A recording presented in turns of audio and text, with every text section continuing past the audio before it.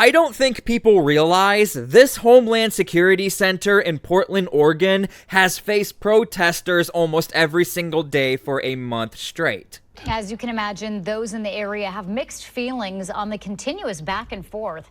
And people who live in the area are starting to question, where is the city and why does this keep happening every day? Now, in this video, we're going to break down some new footage between federal agents and protesters. You're going to be shocked how far protesters are allowed to go outside of this facility. Now, before we start the video, make sure to please like the video. By liking the video, it helps others see the videos as well, and it's a massive help. I think people want to see what's happening right now in Portland.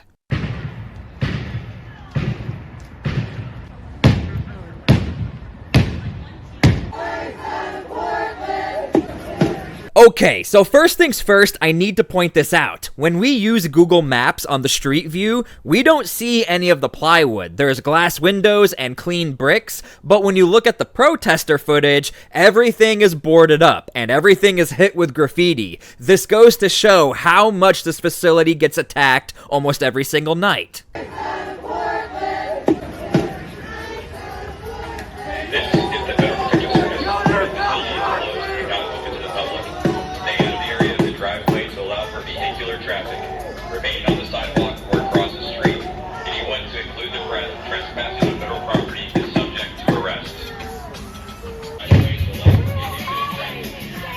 And by the way, we're getting this footage from Katie Davis Court. Go follow her on X. Go support her. Thank you for this footage. Okay, so we keep seeing a common theme at this particular Homeland Security building. Protesters show up, they get loud, they start banging on the walls, then they stand in the driveway and stand in front of the vehicles that are trying to leave the facility or enter the facility.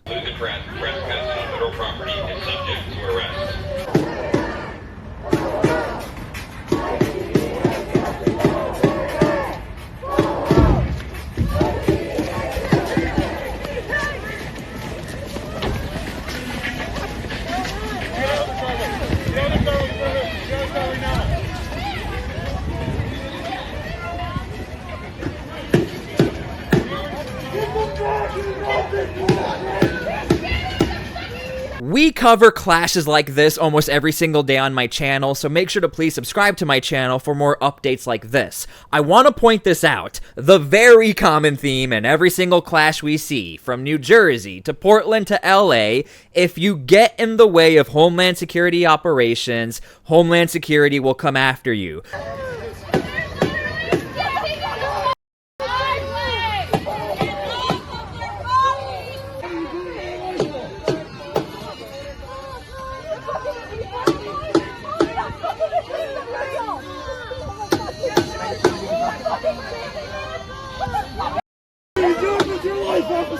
Now here's the thing, if you follow my channel, that was a relatively peaceful clash, but the problem is, this is happening every single day at such high frequency that people in the area are starting to get sick and tired of it.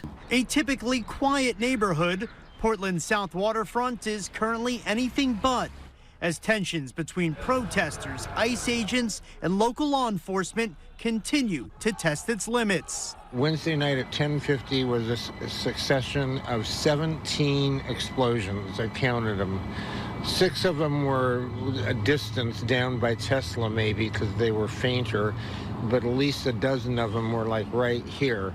Okay, so check this out. The Tesla building. I had no idea this was the case, is right behind the Homeland Security building. Now, we haven't seen any evidence that the Tesla building has been protested or attacked, but I do want to remind you guys, not too long ago, Tesla facilities, a lot of them were the target for these protests. So I do find it interesting that you have Homeland Security right there and the Tesla facility right behind the Homeland Security building that keeps being protested every single day. Residents in buildings surrounding this ICE facility say while the early hour disturbances and defacement of property causes some frustration, the scariest part has been being within range of tear gas and other agents that have been deployed during these incidents. I'm more concerned about the residual tear gas that is being sent out. Like, I have friends who live here. I have friends with pets. I have allergies, and like a lot of people that have other health conditions. We are talking almost 200 feet away from the Homeland Security building as far as the nearest residential buildings. Look how close they are to Homeland Security. So every single time these protesters show up and tear gas is deployed, unfortunately civilians in the area who have nothing to do with the protest, they are now being affected.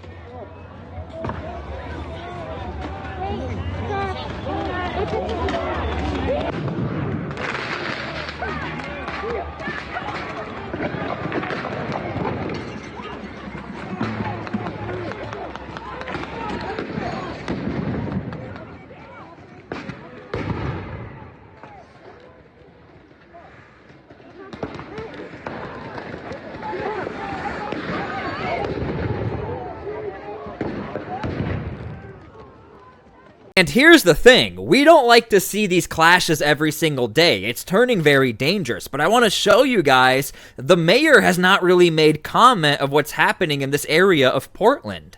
The question now becomes, how long of a leash will city officials allow as days of protest possibly turn to weeks? Implementing a curfew isn't going to do anything for, I mean, first of all, the protesters, it's just going to be another reason to be like, why are you like trying to silence us, you know? And for them, it's a freedom of speech, and there's demands that they want to be met. They should enforce some type of norms, because that's just not fair.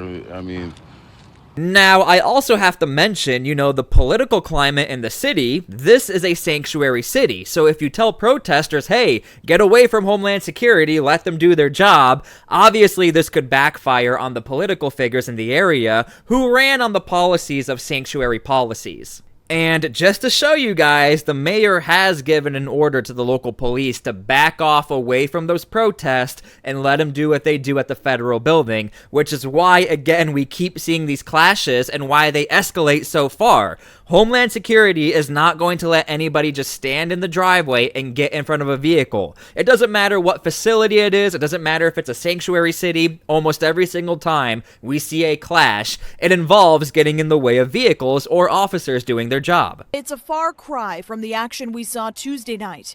Protesters blocking the front gate with construction equipment, a basketball hoop, and even large tables. We were there as federal agents used flashbangs and pepper balls to move protesters back. It hurt my feelings more than anything. I wasn't doing anything to them. Portland police showed up but didn't make any arrests last night. Now, I do want to point out again, the Portland police are well aware of what's happening in the area, but nobody's been arrested. However, federal agents, they have been arresting people who have been caught in the skirmishes and obviously grabbed by agents who did not manage to run away or get away. Now, the question is, where are all of these protesters coming from? I tried to do some research as far as where they're coming from. I saw some people say they simply just live in the area, they congregate, meet online, organize, and then show up. I've also seen some people say they live in a mini encampment in the area and they recruit others to join them. I don't know if that's true. I'm just trying to let you know I've seen a bunch of theories online.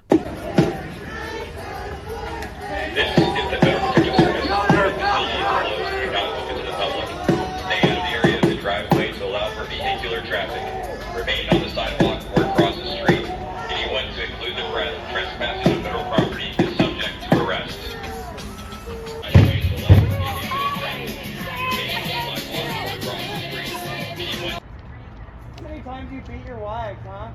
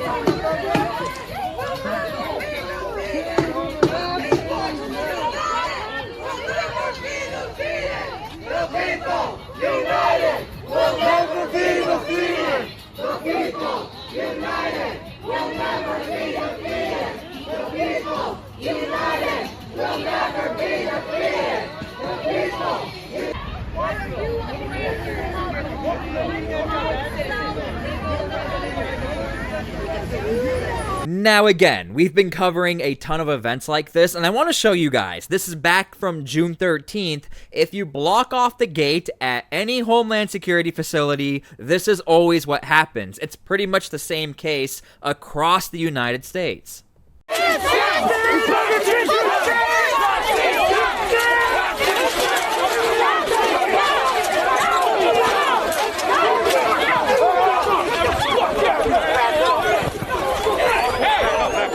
Back up. Just go to the other side of the line. Go to the other side of the line.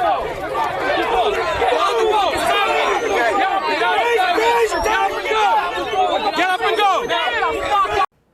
Our focus is strictly on letting ICE know that they're not welcome in our city. For several days, Nick has joined protesters outside Portland's ICE facility amid growing hostility. Every other day, somebody's showing up with a gun. Somebody's trying to drive through the crowd. Then Wednesday night, this happened. Nick took the video. Shock, to be honest. He says the car backed into him hard. If I hadn't been in body armor, it would have crushed ribs and stuff. So again, Portland is becoming a very unique situation as far as the Homeland Security protest. You have protesters getting protested. You have local civilians in the area who want everything to calm down. You have a mayor who told police officers to also back away from the protesters, get away from the federal agents. And you have federal agents who have no choice but to engage the protesters to get them out of the way of the operations. I'm actually kind of shocked Homeland Security representatives have not showed up or made this a major story yet. What happened here was a tragedy. You had people who were doing the simple job of enforcing the law, and they had rioters egged on by the governor and the mayor, making it harder for them to do their job. That is disgraceful. And it is why the president has responded so forcefully what happened in Los Angeles. Number one, because we've got to enforce our borders and get so many of these criminals out of our country to begin with. And number two, when you have violent agitators who make it impossible for the law enforcement to do their job, it is necessary to protect them and to defend them. We have to remember that the Friday that the riots started, before there was ever a single National Guardsman, before the President of the United States had sent in additional federal resources, you had law enforcement officers who were being captured and beaten by violent mobs egged on by Gavin Newsom and other officials. It was necessary to send the National Guard to stop that process, to bring some order back to this great city, and to make it possible for the people's president to enforce the people's immigration law. That's why we're here. That's why these guys are standing beside me. That's why we have close to 5,000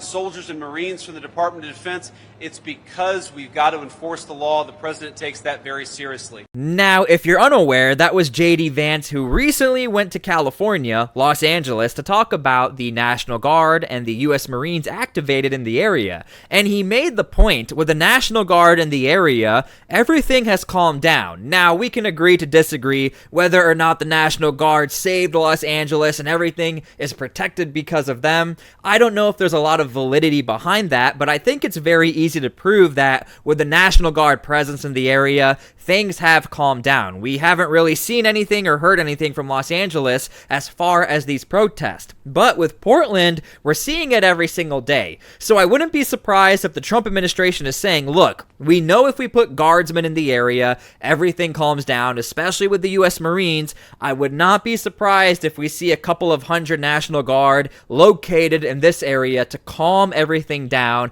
for the time being, but we'll see what happens. Okay, so that's pretty much the current situation in Portland. Now, as far as the clashes that are occurring, some are pretty extreme, some are very simple. However, it's a common occurrence every single day. Protesters show up, they congregate, they start yelling, and whether or not they get in the way of the driveway is dependent on how many people are in the area as far as protest, and whether or not Homeland Security wants to engage the protesters and move them out of the way. It looks like it's all contingent on whether or not a vehicle needs to leave the area or come in. So that's currently what's happening. Make sure to please subscribe to my channel for more of these updates, because I know for a fact we're going to get a lot more, especially if the National Guard shows up, or especially if local police are going to tell everybody you need to leave. I know for a fact there's going to be more chaos. Unfortunately, we don't want to see this. Anyway, thank you guys for everything. God bless, and we'll see you all later.